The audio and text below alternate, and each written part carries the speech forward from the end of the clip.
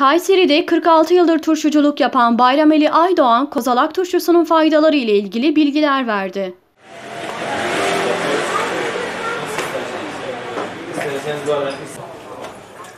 Turşucu Bayrameli Aydoğan, Kayseri'de yumurta, muz, hamsi gibi 85 çeşit turşu ile hizmet veriyor.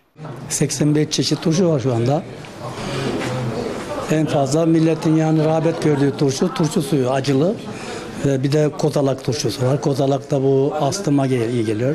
Nefes darlığına, öksürüğe bunlara iyi geldiği için bunlara şey var. İşte en fazla da acılı turşu suyu yani rağbet görüyor. Yani öksürük, nezle, grip, hazımsızlık, iştahsızlık bunlara iyi geliyor bu turşu suyu.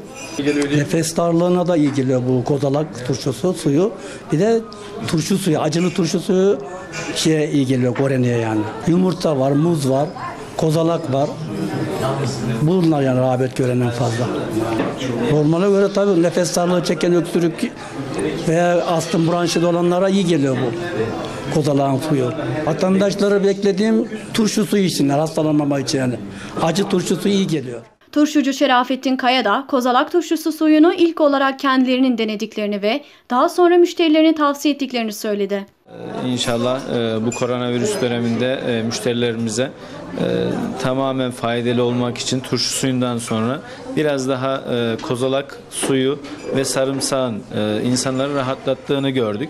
Dolayısıyla şu anda öksürüğü tamamen kozalakla bitirip sonrasında da turşu suyu ve sarımsakla antibiyotik olarak güzel bir şekilde insanların bu süreçte hastalığını giderdiğini müşterilerimizden dönüş olarak aldık. Bu da bizim çok mutlu etti ve hakikaten müşterilerimizin bizimle beraber böyle şeyleri bizden istemesi bizim daha çok ilerlememizi sağladı. İlk önce bütün turşularda olduğu gibi kendimiz tadına baktık, lezzetine baktık. Öksürüğümüz olduğunda, içtiğimizde dolayısıyla bunun kestiğini gördükten sonra müşterilerimize rahatlıkla tavsiye ettik. Yani bütün turşularımızın ilk önce kendimiz tadıp sonra müşterilerimize verdiğimizde daha rahat ve daha güzel sonuçlar aldığımızı gördük.